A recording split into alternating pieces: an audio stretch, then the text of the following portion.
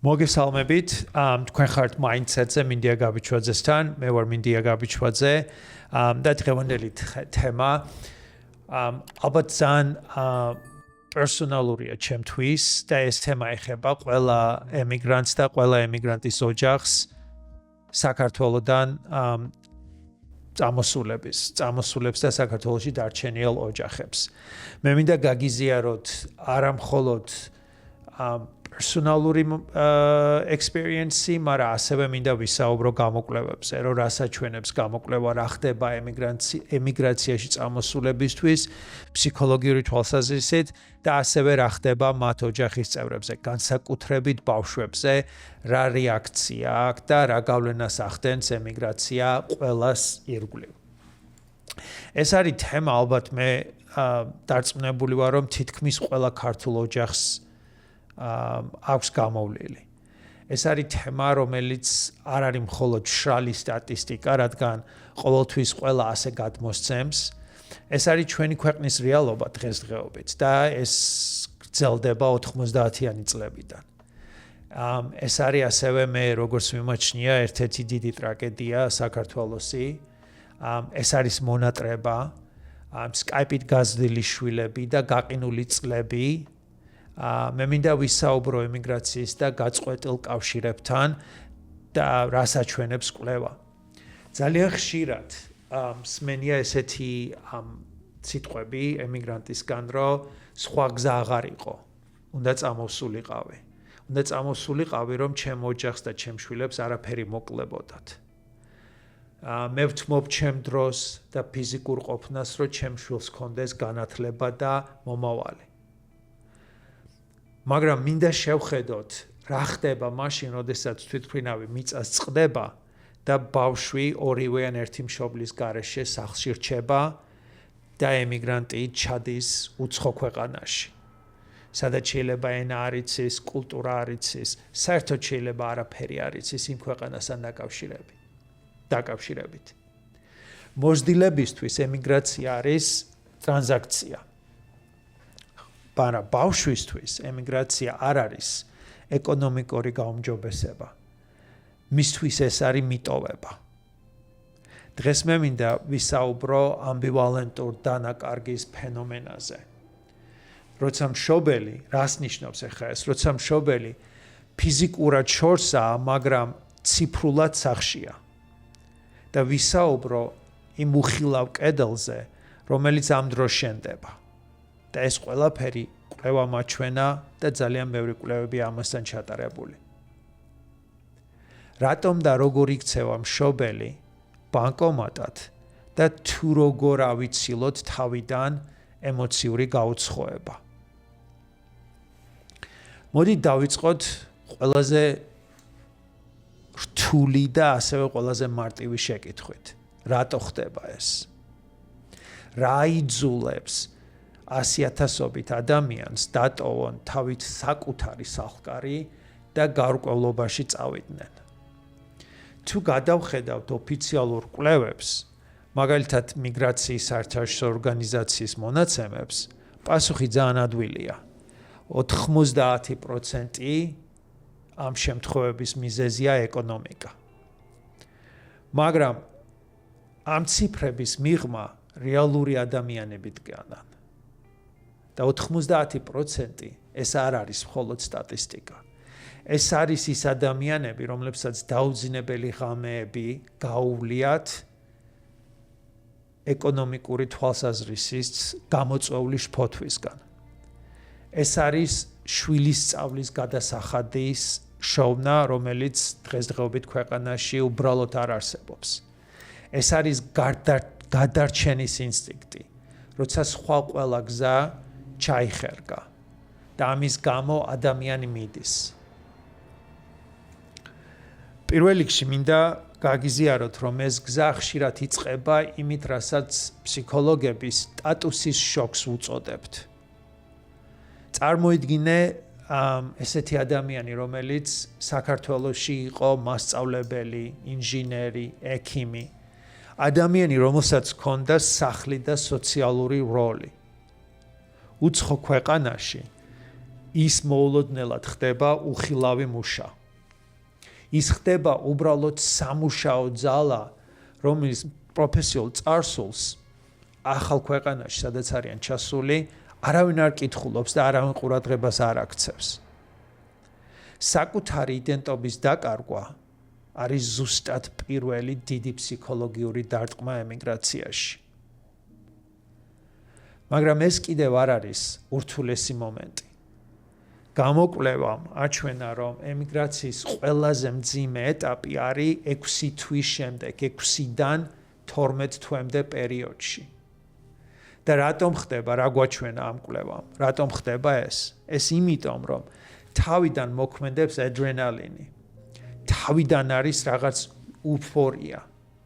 რომ აი მაგალითად, რომ მე შევძელი აქ ჩამოსვლა, სამსახური ვიშოვე. მე პირველი ხელფასი ავიღე და აი ამით ამდენი რაღაცის გაკეთება შემიძლია, მაგრამ დაახლოებით 9 წლის შემდეგ ეს უფორია ქრება. იწყება ადამიანი გადადის რუთინაში და პირისპირ რჩება იმ უმძიმეს რეალობასთან. სწორედ ამ დროს ხდება კრიზისი. როცა შენ ხვდები, რომ ენა ბოლომდე არ გესმის, რომ შენი ახლობლები შორს არიან და რაც ყველაზე მთავარია აცნობიერებ, რომ ამ ქვეყნისთვის, სადაც შენ ხარ, შენ მუდამ უცხო იქნები. ძალიან რთული პროცესია ამის გავლა. მაგრამ ეს კიდევ დასაწყისია იმ ემოციური ლაბირინთის, რომელშიც ემიგრანტი შედის თავიდანვე. ზუსტად ეს მინდა გაგიზიაროთ და მინდა შევხედოთ, რა ხდება მაშინ, როცა ეს უცხოობის განცდა ქრონიკულ ფორმას იღებს. ამერიკულ შეერთებულ შტატებში უკვე 35 წელზე მეტი ვცხოვრობ. აქ უფრო დიდი დრო გავატარე, ვიდრე საქართველოში. რეალობით. მე როგორც ადამიანი სწორედ ამერიკაში ჩამოვყალიბდი პიროვნებად. აქ ვიპოვე სიყვარული, აქ შევიძინე მეგობრები, ამ ქვეყნის კულტურის ნაწილი გავხდი, აქ მივიღე განათლება და პროფესია, აქ მაქვს მთელი ჩემი ცხოვრება, რისთვისაც მე უზომოდ მადლიერი ვარ. დროის უკან დაბრუნება რომ შემეძლოს, არაფერს არ შევცვლიდი, იგივე გზას გამოვივლიდი. რადგან ჩემი ცხოვრებით მე ძალიან ბედნიერი ვარ. თავს რეალიზებულად და სავსედ გძნობ. თუმცა მაინც თან დამყვება ეს დაუძლეველი განცდა, რომ აქაურობას არ ვეკუთვნი ბოლომდე. დამერწმუნეთ ყოველ დილით, რომ ვიღვიძებ. ეს მართლა ყოველდღე ხდება. ჩემ თავს ყოველთვის ვეკითხები, როდის წავალ სახლში. მაგრამ იცით რა ხდება ჩვენში გარკვეული პერიოდის შემდეგ? სიმართლე ხდება ჩვენში, რომ ჩვენ აღარ ვიცით, სად არის ჩვენი სახლი. და ეს არის ზუსტად, რაც მე რაზეც ვახსენე, რომ ეს არის ტრაგედია. ჩვენ ხშირად ვხედავთ ემიგრანტების გამოგზავნილ ფოტოებს ლამაზი ქუჩებიდან. მაგრამ იშვიათად ვხედავთ იმას, რაც მათ სულში ხდება, რაც მათ საიქში ხდება. მინდა ერთი რამ გაგიზიაროთ. ემიგრაცია არ არის მხოლოდ ფიზიკური გადაადგილება ერთი წერტილიდან მეორე წერტილში. ეს არის რთული, ხშირად მტკივნეული ფიზიკური ოდესეა. არსებობს ფსიქოლოგიაში ტერმინი, რომელიც ზუსტად აღწერს ამ მდგომარეობას, ამას ქვია Ulysses სინდრომი. ისევე როგორც ჰომეროსის გმირი ოდისეი, ფაქტიურად წლების განმავლობაში დადიოდა უცხო მიწებზე და სამშობლოში დაბრუნებაზე ოცნებობდა, თანამედროვე ემიგრანტიც მუდმივ ქრონიკულ სტრესში ცხოვრობს. ეს არის მენტალური ჯანმრთელობის პრობლემა. ეს არის ორგანიზმის პასუხი ურთულეს პირობებზე. ეს ხანდახან ვლინდება მუდმივი უძილობით. ან ძილში გარკვეული სიზმრების ხედვა და უცებ შფოთვით გაღვიძებით. ეს არის, როდესაც გონება წამითაც არ ითიშება. ეს არის გაურკვეველი თავის ტკივილები დღის განმავლობაში. შფოთვა ისეთი მძიმეა, რომ ხანდახან ყელში გიჭერს, რომ სუნთქვის საშუალებასაც არ გაძლევს. ემიგრანტები მუდმივად დაძაბულ რეჟიმში არიან. ის ყოველთვის სხეულით იქ არის, ფიზიკურად იქ არის, მაგრამ მუდმივად გონებით ყოველთვის საქართველოშია. ფიზიკური ტკივილზე გაცილებით მძიმეა დანაშაულის გრძნობა. ეს არის ემიგრანტის ყველაზე დიდი და უხილავი ტვირთი. ეს არის ის მუდმივი ხმა ჩვენ თავში, რომელიც გამუდმებით გეუბნება. შენ იქ არ ხარ, შენ აქ ხარ. იქ არ ხარ, როცა შენ მშობლებს ჭირდები. ისინი ბერდებიან და უძლურდებიან. არ ხარ იქ, როცა შენი შვილი პირველად მიდის სკოლაში, როცა ტირის, ან როცა პირველად უყვარდება ვიღაცა. დანაშაულის გრძნობა იმის გამო, რომ შენ ოჯახს აკლი ხარ, ემიგრანტ შიგნიდან ფიტავს. ის საკუთარ თავს ჯის იმ წარმატებებისთვისაც კი, რომელსაც უცხოეთში აღწევს და ძალიან ხშირად ბევრი ემიგრანტი იყინება და მხოლოდ ფიზიკურ მუშაობას აგრძელებს, რომ ეკონომიურად ეს მოვალეობა გააგრძელოს.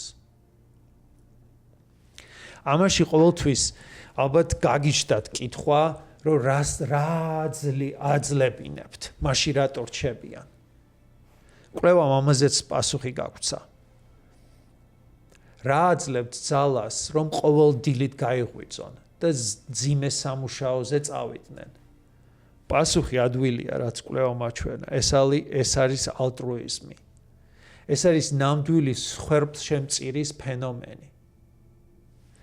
ემიგრანტს მხოლოდ აძლევინებს ერთი აზრი, რომ ჩემი წვალებით იქ სახლში უკეთესი ცხოვრება აქვს ჩემი ოჯახის წევრებს.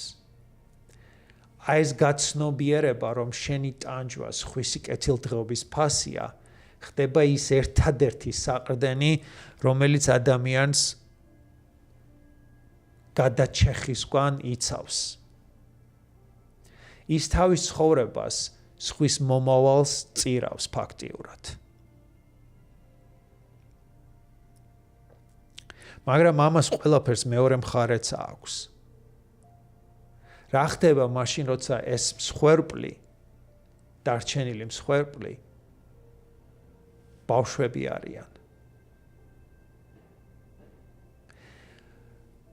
რა ხდება ამ შემთხვევაში, როდესაც ბავშვი, შვილი ამ მსხვერპლს არა სიყვარულად, არამედ მიტოვებად აღიქვამს? სწორედ ეს კომპლექტი მინდა დღეს ჩვენ ვისაუბროთ. ამას მინდა შევხედოთ. იმიტომ რომ ეს ორივე მხარეს ანადგურებს და ანგრევს იმ ხიდს, რომელიც ჩვენ გვინდა რომ ყოველთვის არსებობდეს. მაგრამ სანამ აქ მივალთ, მოდით ცოტა შევხედოთ იმას, რაზეც ხმამაღლას საუბარი ხშირად გვერიდება.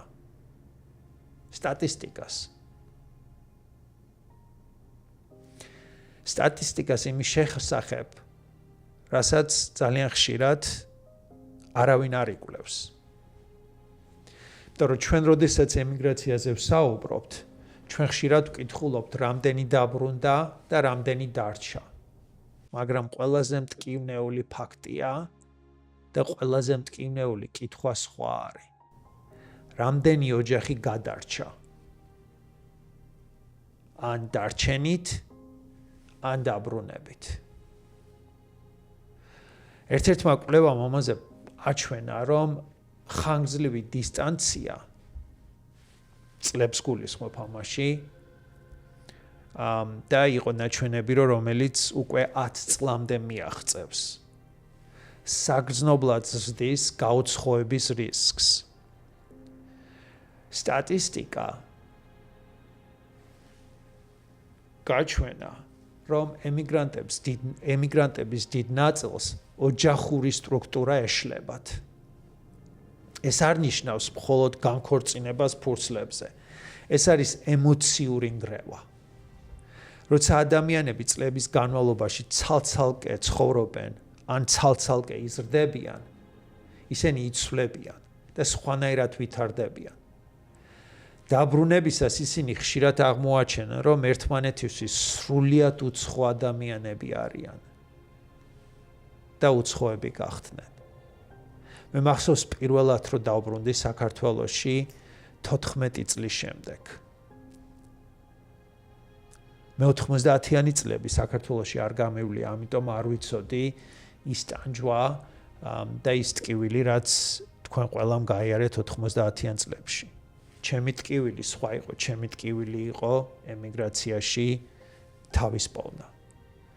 და როდესაც მე პირველ დღეს საქართველოში შემოვედი, იცით როგორი შეგრძნება მქონდა, რომ თითქოს რაღაც სხვა პლანეტელი ვიყავი. ყველაფერი მესმოდა, ყველაფერი ვიცოდი, მაგრამ რაღაცნაირად ვერ ვეგუებოდი. თუნდაც ჩემი საკუთარი ოთახი აეროპორტიდან სახლში რომ მივედი,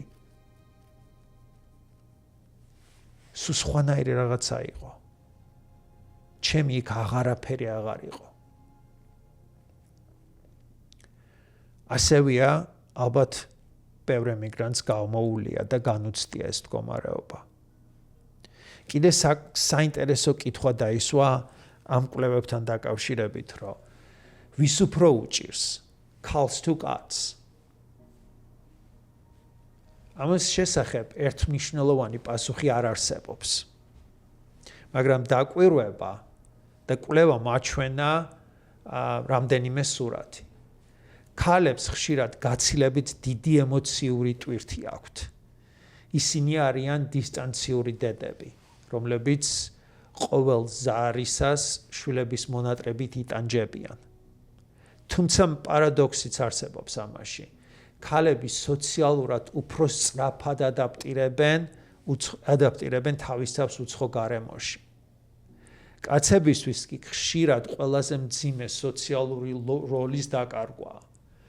საქართველოში ის იყო ოჯახის თავი, გადაწყვეტილების მიმღები, დამცველი. ემიგრაციაში კი ის ხშირად კარგავს ამ სტატუსს. ეს სტატუსის დაკარგვა და დისტანციური მამობის სირთულე ხშირად ძალიან ღრმა ხდება მათში და ნელ-ნელა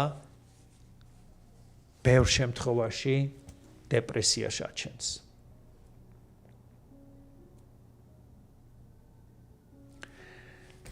და არის კიდევ ერთი ყველაზე რთული მომენტი, რომელიც ყველა ემიგრანტისთვის საერთოა. ეს არის დღესასწაულები. რატომ არის აღდგომა, შობა, ახალი წელი? ყველაზე რთული პერიოდი. იმიტომ რომ დღესასწაული თავისი არსით კოლექტიურია. ეს არის დრო, როცა ადამიანი საკუთარ ოჯახის წევრებთან ერთად უნდა იყოს. მარტო დარჩენილი ემიგრანტი ამ დროს ყველაზე მწვავედ გრძნობს თავის ამოგლეჯილობას. ცარიელი სკამი სადღესასწაულო სუფრასთან საქართველოში და მარტოობა უცხოეთის ცივ კედლებში არის ის მომენტი, როცა ემიგრაციის ფასი ყველაზე ცხადი ხდება ორივე ოჯახისთვის. სწორედ ამ დროს ხვდები, რომ ვერანაირი გამოგზავნილი ამანათი ვერ ჩანაცვლებს იმ ერთყოფნის წუთებს, რომლებიც სამუდამოდ დაიკარგა. ამ ეპიზოდის ჩაწერა ზუსტად სიმბოლურად აღდგომის კვირას გადავწყვიტეთ. მე მინდა მეგმართოთ თქვენ ყველას, ვისი საყვარელი ადამიანიც ახლა შორს ემიგრაციაში ცხოვრობს. ამ წმინდა დღეებში გთხოვთ, იყავით მიმართ ორმაგად სათუთი. აჩუქეთ მათ იმაზე მეტი სითბო და ემოციური სივრცე, ვიდრე ჩვეულებრივად მიგიციათ. მათთვის ეს კვირა განსაკუთრებით სავსეა მონატრებით და სიმარტოვით. შეიძლება ისინი ამას ხმამაღლა არ ამბობენ, მაგრამ თქვენი მხარდაჭერა მათთვის ახლა ყველაფერია.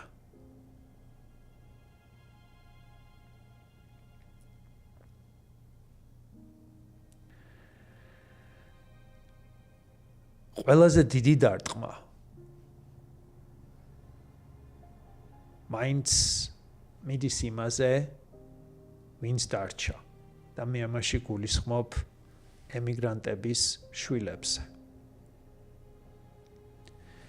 როგორ აღიქვავენ ისინი ამ ყველაფერს?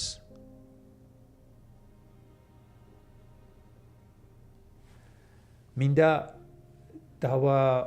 პარალელურად ეს ტკივილი და ვნახოთ რა ხდება იმ ბავშვის სულში, რომელიც გამოგზავნილი ნივთებით იზრდებიან. ან Skype-ით, ან Zoom-ით იზრდებიან. ყველაზე დიდი პარადოქსი, რომელიც აღწერა ემიგრაციისთვის, არის, რომ მშობელი მიდის სწორედ იმისთვის, რომ შვილს არაფერი მოაკლდეს. თუმცა ზუსტად ამ დროს ბავშვს აკლდება ის ერთადერთი, რაც მას ყველაზე მეტად სჭირდება. მშობლის ფიზიკური ყოფნა, მისი სუნთქვა და მისი ჩახუტება. განსაკუთრებით 10 წლამდე ასაკის ბავშვები ამას ძალიან რთულად გადალახავენ. იმათ არ ესმით ეკონომიური გაუმჯობესების ფაქტორი. მათთვის ეს არის მიტოვება. აქ იწყება ის, რასაც ფსიქოლოგები ვეძახით აღქმის კონფლიქტს. მშობელი ფიქრობს, მე მას ვეხმარები, შვილი კი ფიქრობს, მე მას არ უყვარვარ და ამიტომ იმატოვა. როცა მშობელი ცდილობს ეს დანაკლისი ძვირადღირებული საჩუქრებით ამოავსოს, ბავშვის ქვეცნობიერებაში ჩნდება ბზარი. ის ქვეცნობიერებად ეჩვევა, რომ მშობელი არის ნივთი ან ციფრები, რომლებიც თვის ბოლოს ბარაძე ირიცხება. ეს ქმნის საშინელ ემოციურ სიცარიელეს ბავშვში. მათ უჩნდებათ გაუცნობიერებული განცდა, რომ ის არ იყო იმადღირებული, რომ მშობელი მის გვერდზე დარჩენილიყო. Pauline Boss's კვლევა ეს კარგად დაგვანახა და ამ მდგომარეობას უწოდა ამბივალენტური დანაკარგი. წარმოედგინეთ, ადამიანი ფიზიკურად შორსაა, მაგრამ ფსიქოლოგიურად მუდმივად სახლშია. ვიდეოზარების მეშვეობით. ეს ბავშვს არ აძლევს საშუალებას ბოლომდე გადახარშოს მონატრება. ის მუდმივ გაყინულ მოლოდინშია, რაც მის ემოციურ განვითარებას აფერხებს. აქ ასევე იწყება მიტოვებულობის ტრამვა. ბავშვი შეიძლება იყოს მატერიალურად უზრუნველყოფილი, ეცვა საუკეთესო ბრენდები, მაგრამ მისი ფსიქიკა მუდმივ შფოთვაშია. ეს ძალიან ხშირად ვლინდება და თქვენ ჩემთვის გაგიზიარებიათ აგრესიაში, სწავლისადმი გულგრილობაში ან პირიქით ზედმეტად კარგ ბავშვობაში, რაც სინამდვილეში ემოციურ ჩაკეტილობისკენ მიყავს ბავშვი. და იცით რა არის ყველაზე დიდი ტრაგედია? ბავშვი სწავლობს ცხოვრებას მშობლის გარეშე. და როდესაც წლების შემდეგ მშობელი ბრუნდება, ბავშვი ხშირად აღმოაჩენს, რომ მისი ადგილი, დედის ადგილი ან მამის ადგილი მის ცხოვრებაში უკვე დაკავებულია სხვა ადამიანებით. და ეს ძალიან ცივი სიცარიელი და ცივი მონაკვეთი რჩება მათში. არ მინდა რომ ეს ეპიზოდი მხოლოდ პრობლემებზე იყოს საუბარი. ჩვენ გვჭირდება კონკრეტული ინსტრუმენტები, რათა ეს უხილავი კედელი დავანგრიოთ. ფსიქოლოგები და ოჯახური თერაპევტები რამდენიმე ოქროს წესს გთავაზობთ და ზუსტად ესე გამოიყურება, რომლებიც დისტანციურ ურთიერთობას ცოცხალს ხდის. და ეს ნამდვილად დაგეხმარებათ, რომ ეს ხიდი ყოველთვის არსებობდეს თქვენს და თქვენ ბავშვებს შორის.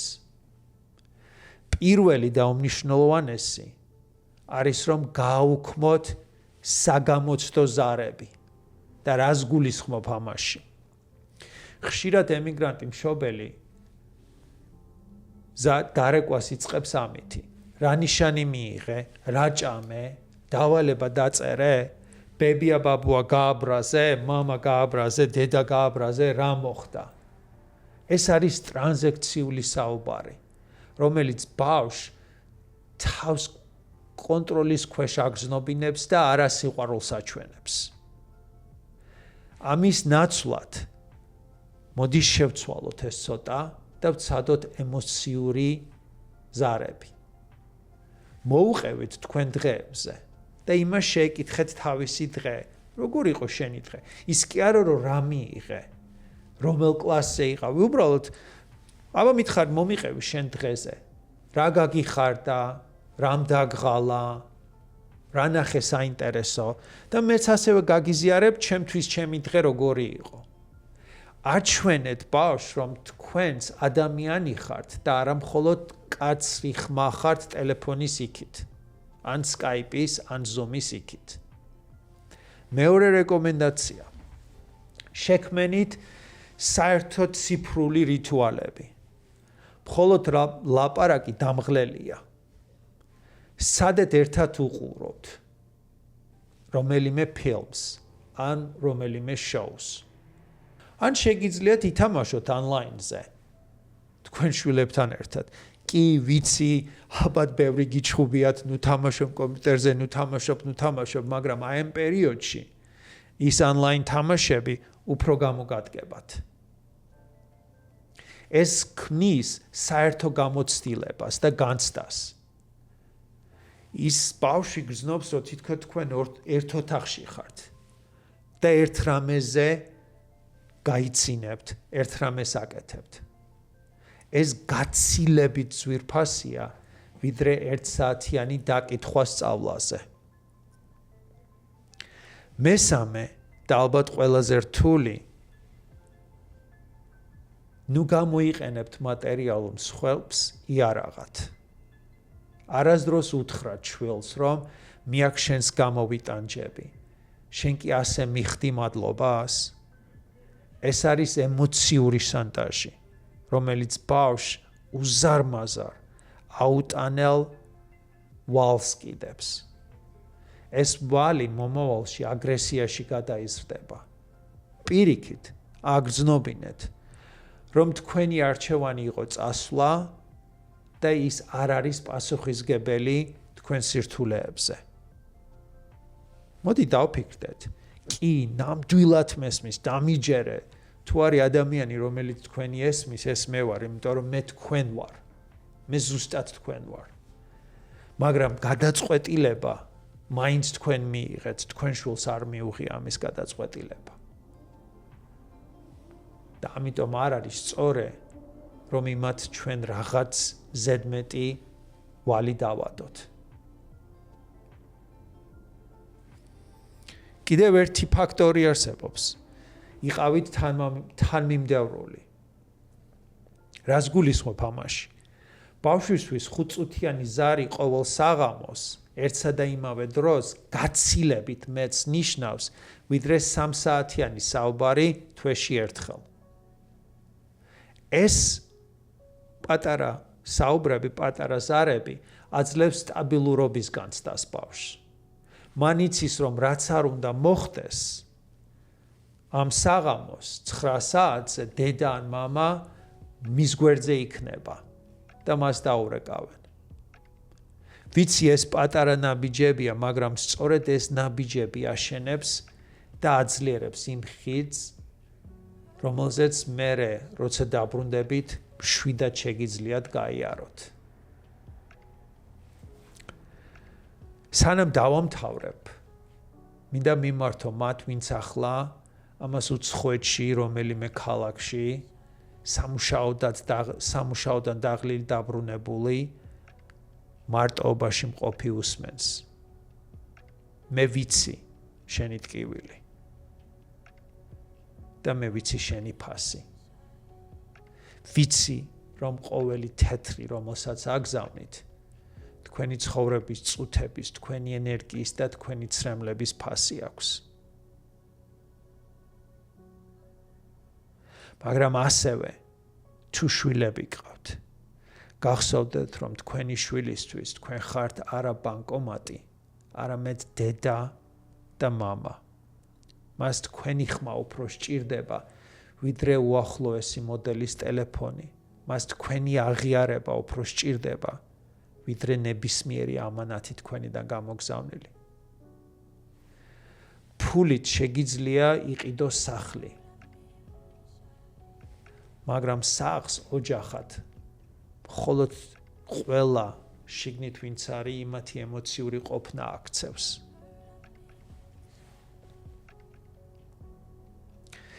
არ მივცეთ დროს უფლება, რომ ერთმანეთი წაგვართვას.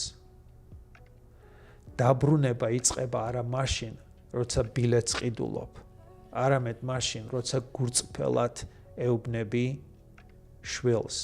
მე აქ ვარ, მაგრამ მე ყოველთვის შენთან ვარ და მე მესმის შენი. გაუფრთხილდეთ იმ ძაფებს, რომლებიც სახთან გვაკავშირებს. ნუ დაუშვებთ, რომ ეს გაწყდეს. მაგრამ სანამ საბოლოოდ დაგემშვიდობებით, მინდა კიდევ ერთი რამ გთხოვოთ. ეს განსაკუთრებით იმათვის არის, ვინც საქართველოში არიან. ამ კვირას, როცა სააღდგომო სუფრასთან შეიკრიბებით, ნუ დატოვებთ თქვენ ემიგრანტ ოჯახის წევრებს მხოლოდ ეკრანის მიღმა. აქციეთ ისინი თქვენი დღესასწაულის რეალურ ნაწილად. დაუთმეთ მათ ადგილი სუფრასთან. თუნდაც ვიდეოზარის მეშვეობით. აგრძნობინეთ, რომ ისინი თქვენთან ერთად არიან. ეს სიმბოლური კავშირი მათთვის უდიდესი ნუგეშია. ეს არის ის, რაც მათ ტკივილს და მონატრებას ოდნავ მაინც შეუმსუბუქებს. გახსოვდეთ, რომ სახლი იქ არის, სადაც გელოდებიან და სადაც შენი ადგილი ყოველთვის ჯაჯავშნულია. მადლობა, რომ იყავით შემოთან ამ ემოციურ მოგზაურობაში. მომავალ შეხვედრამდე მოდი გაუფრთხილდეთ ერთმანეთს მიუხედავად მანძილისა. მადლობთ. შემდეგ შეხვედრამდე.